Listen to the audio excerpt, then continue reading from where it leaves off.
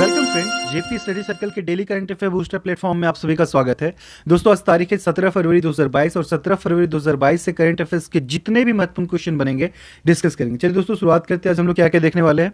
राजस्थान में मनाया गया मारू महोत्सव या जैसलमेर रेगिस्तान महोत्सव। नेक्स्ट, भारत सरकार ने तेलंगाना के मेदाराम जतारा महोत्सव 2022 के लिए 2.26 करोड़ रुपए आवंटित किए। देखेंगे वित्त मंत्री सीतारमण ने पंचतंत्र पर पहला रंगीन स्मारिका सिक्का लॉन्च किया। उसके बाद देखेंगे दोस्तों, महान गायक और संगीतकार बप्पी लाहिरी का निधन।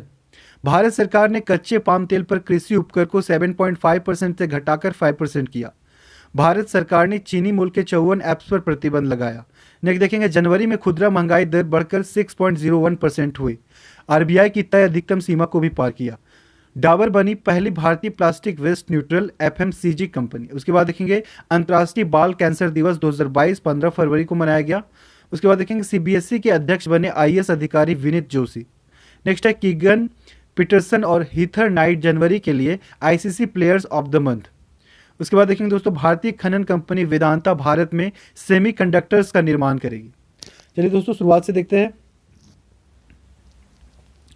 राजस्थान में मनाया गया मारू महोत्सव या जैसलमेर रेगिस्तान महोत्सव। प्रसिद्ध जैसलमेर डेजर्ट फेस्टिवल, जिसे गोल्डन सिटी के मारू महोत्सव के रूप में भी जाना जाता है, राजस्थान के जैसलमेर के पोखरन गांव में 13 से 16 फरवरी 2022 तक मनाया गया। यह 4 दिवसीय वार्षिक कार्यक्रम है, जिसकी शुरुआत एक रंगीन भव्य जुलूस के साथ हुई, जिसके बाद मिस पोखरन और मिस्टर पोखरन प्रतियोगिताएं हुई। क्षेत्रीय लोक नृत्य जैसे कालबेलिया, कच्ची घोड़ी, गैर का प्रदर्शन किया जाएगा। नेक्स्ट है दोस्तों, भारत सरकार ने तेलंगाना के मेदाराम जतारा महोत्सव 2022 के लिए 2.26 करोड़ रुपए आवंटित किए। भारत सरकार की जनजातीय मामलों के मंत्रालय ने तेलंगाना में मेदाराम जतारा 2022 महोत्सव के लिए 2.26 करोड़ रुपए मंजूर किए हैं। 2022 में यह महोत्सव 16 फरवरी से 19 फरवरी 2022 तक आयोजित किया जा रहा है। कुंभ मेले के बाद मेदाराम जतारा भारत का दूसरा सबसे बड़ा मेला है। मेदाराम जतारा देवी समका और सलम्मा के सम्मान में आयोजित किया जाता है। 1998 में इसे स्टेट फेस्टिवल घोषित किया गया था।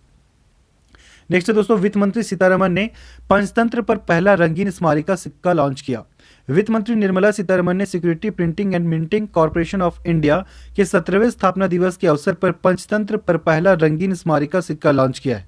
वित्त मंत्री ने अपने संबोधन में कौशल बढ़ाने और नए कौशल हासिल करने और प्रौद्योगिकी संचालित अर्थव्यवस्था को पूरा करने के लिए उन्नयन पर जोर दिया। इसके अलावा उन्होंने उत्पादों की गुणवत्ता बढ़ाने और SPMCIL अर्थात security printing and minting corporation of India को मुद्रा और अन्य सॉवरेन उत्पादों के प्रमुख उत्पादकों के रूप में ब्रांड बनाने पर जोर दिया। नेक्स्ट दोस्तों, महान गायक और संगीतकार बप्पी लाहिरी का निधन।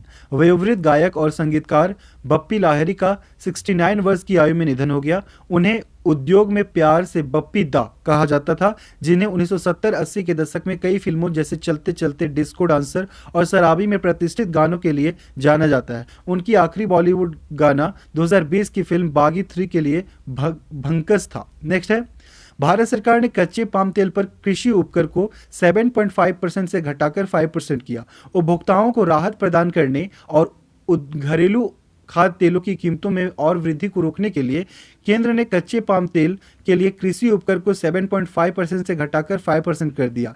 Crude palm oil, crude soybean oil और क्रूड सनफ्लावर ऑयल पर आयात शुल्क की वर्तमान मूल्य दर इस साल 30 सितंबर तक शून्य है। इससे उपभोक्ताओं को राहत मिलेगी और घरेलू खाद्य तेलों की कीमतों में और बढ़ोतरी को रोका जा सकेगा। नेक्स्ट है दोस्तों, भारत सरकार ने चीन मूल के 54 ऐप्स पर प्रतिबंध लगाया। भारत सरकार ने सुरक्षा चिंताओं का हवाला देते हुए चीन मूल के 54 ऐप्स पर प्रतिबंध लगा दिया। ऐसे में सी लिमिटेड का मार्की गेम फ्री फायर और नेसेंट, अलीबाबा, नेट ईज जैसी तकनीकी फर्मों से संबंधित अन्य ऐप शामिल है।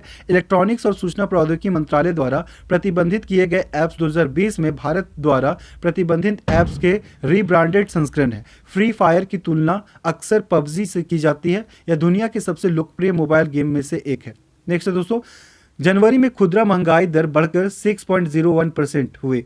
आरबीआई की तय अधिकतम सीमा को भी पार किया। उपभोक्ता मूल्य सूचकांक द्वारा मापी गई भारत की खुदरा मुद्रास्फीति जनवरी के महीने में बढ़कर 6.01% हो गई, जो भारतीय रिजर्व बैंक के 6% के सहिष्णुता बैंड को मामूली रूप से तोड़ती है।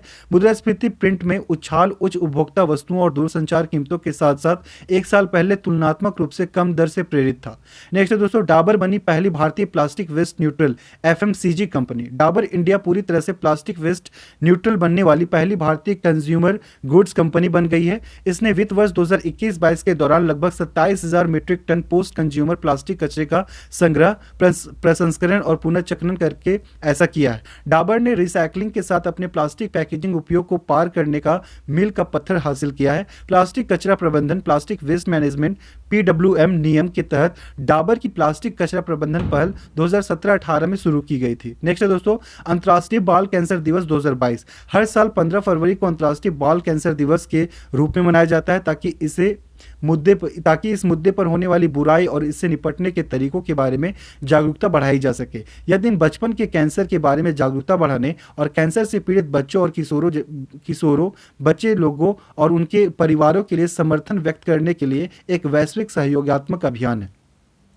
नेक्स्ट है, सीबीएसई के अध्यक्ष बने आईएएस अधिकारी विनीत जोशी। आईएएस विनीत जोशी को केंद्रीय माध्यमिक शिक्षा बोर्ड का नया अध्यक्ष नियुक्त किया गया है। वह आईएएस मनोज आहूजा की जगह लेंगे, जिन्हें कृषि और किसान कल्याण विभाग में विशेष कर्तव्य अधिकारी के रूप में नियुक्त किया गया है।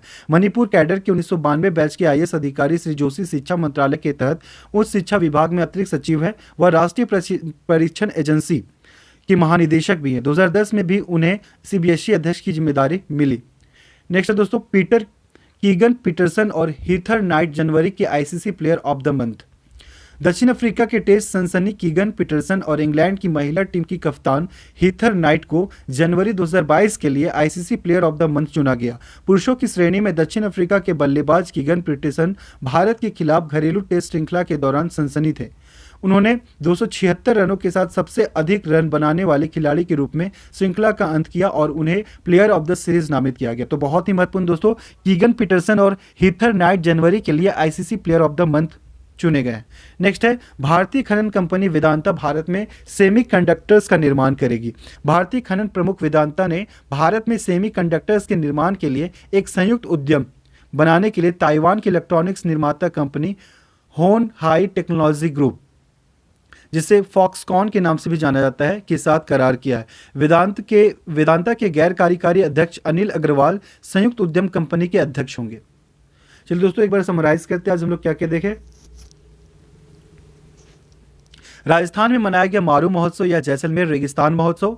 उसके बाद देखिए, भारत सरकार ने तेलंगाना के मेदाराम जतारा महोत्सव 2022 के लिए 2.26 करोड़ रुपए आवंटित किए। उसके बाद देखिए, वित्त मंत्री सीतारमण ने पंचतंत्र पर पहला रंगीन स्मारिका सिक्का लॉन्च किया। नेक्स्ट देखिए हम लोग, महान गायक और संगीतकार बप्पी लाहिरी का निधन।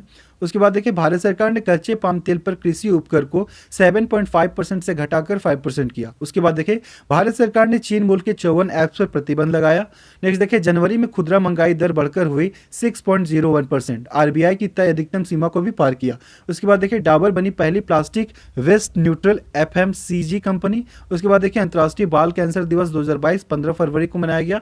नेक्स्ट देखिए, सीबीएसई के अध्यक्ष बने आईएएस अधिकारी विनीत जोशी। उसके बाद देखिए, कीगन पीटरसन और हीथर नाइट जनवरी के लिए ICC players of the month चुने गए। उसके बाद देखिए, भारतीय खनन कंपनी वेदांता भारत में सेमीकंडक्टर्स का निर्माण करेगी। आज के लिए इतना ही दोस्तों अगर आपको हमारा सेशन पसंद आया हो तो प्लीज़ हमारे चैनल को लाइक करें, सब्सक्राइब करें और दोस्तों के साथ भी शेयर करें। आप इस वीडियो का पीडीएफ हमारे डिस्क्रिप्शन बॉक्स में दिए गए लिंक से भी प्राप्त कर सकते हैं। आप सभी का बहुत बहुत धन्यवाद।